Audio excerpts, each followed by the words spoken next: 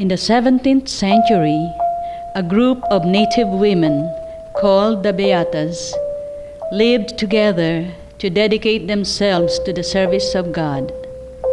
It was founded by a Chinese mestiza from Binondo, Ignacia del Espiritu, Santo.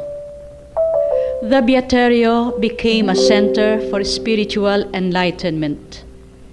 Against the will of the King of Spain, the native Beatas bravely but quietly defied the civil authorities to attain freedom of religious expression and equality with the Spanish women.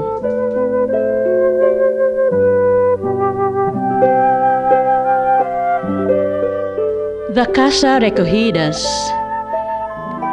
located at the back of our Colegio de Manila, took form in 1684. Because these women frequented our church to assist at Mass, received the sacraments of penance and Holy Communion, make the spiritual exercises and other practices of devotion, they became popularly known as the Beatas de la Compañia.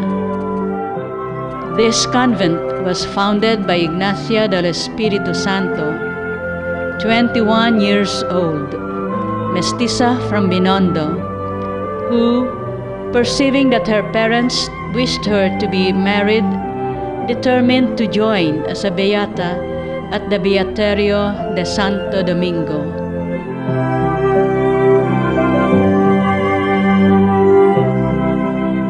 Ignacia del Espiritu Santo's earliest record was contained in the baptismal registry of the Church of the Holy Kings in the 5th location of the Parian outside of the walls of Manila.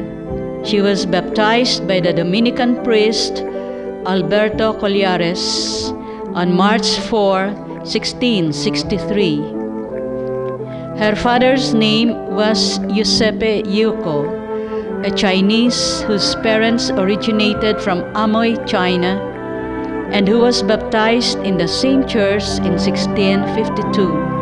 Her mother was Maria Jeronima, presumably a native India, and her godmother, Catalina Malinang. The same baptismal registry recorded the names of her siblings, Rafaela, Santiago, and Juana, none of whom survived to adulthood. Maria Jeronima was listed as a godmother to a Chinese Indio baby, from which can be presumed that she was recognized as a practicing Catholic in the Church of the Holy Kings.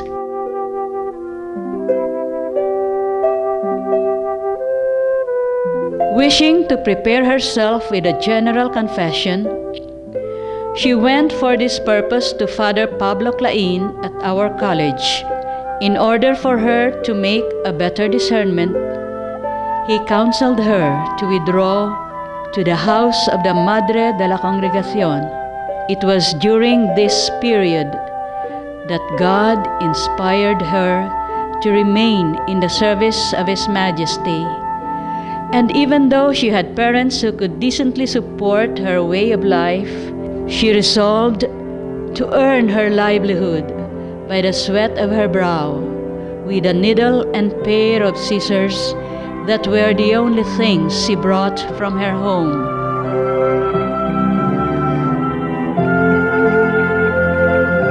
Living family and a comfortable way of life, Ignacia chose a life of voluntary poverty in solidarity with the poor who had to earn their daily bread by the labor of their hands. She brought to use the skills she had imbibed from her Chinese Indio tradition, with which she would earn her living.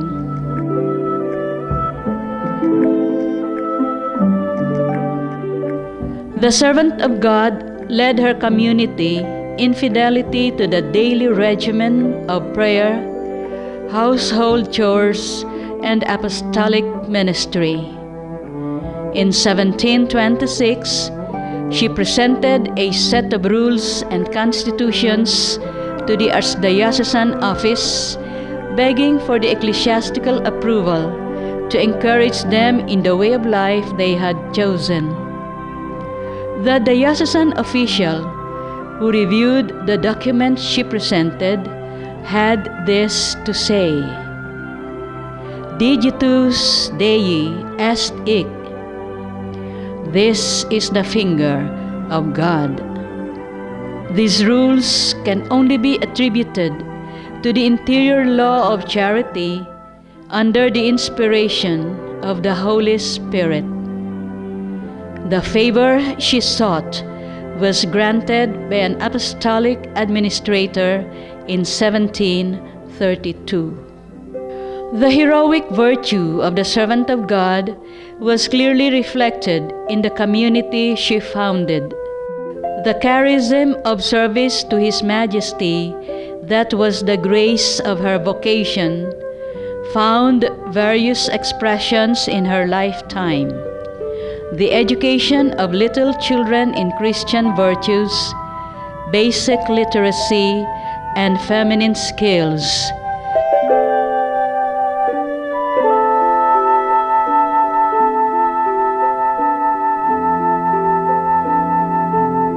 The formation of adult women in Christian life through the spiritual exercises of Saint Ignatius, and providing the venue and opportunity for women of her race to attain their aspiration for a life of the evangelical counsels.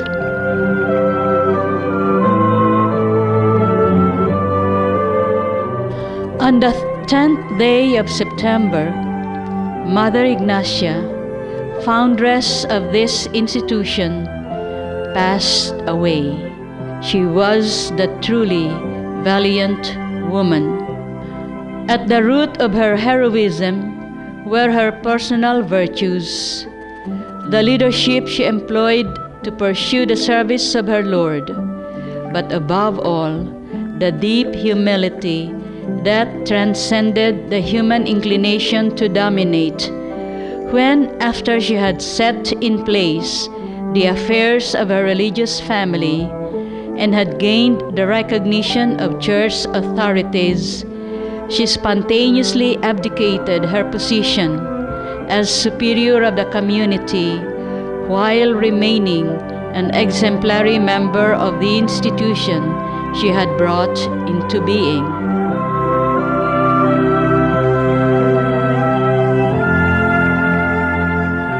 These were services to the Church, not only in the colony, but to the whole world, that would extend beyond the 85 years of her earthly life, and throughout the next 3 centuries of the existence of a religious family that had since become the congregation of the religious of the Virgin Mary.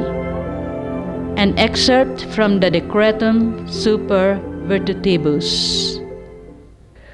Through an accurate report by the Cardinal Prefect of the Congregation for the Causes of Saints, the Holy Father, Pope Benedict XVI, was dutifully informed of the cause of the servant of God, Mother Ignacia del Espiritu Santo. His Holiness, accepting and ratifying the said report, declared on this day, July 6, 2007, that servant of God, Ignacia del Espiritu Santo, foundress of the Congregation of the Sisters of the Blessed Virgin Mary, is found to possess to a heroic degree the theological virtues of faith, hope, and charity toward God and neighbor, as well as the cardinal virtues of prudence, justice, temperance, and fortitude.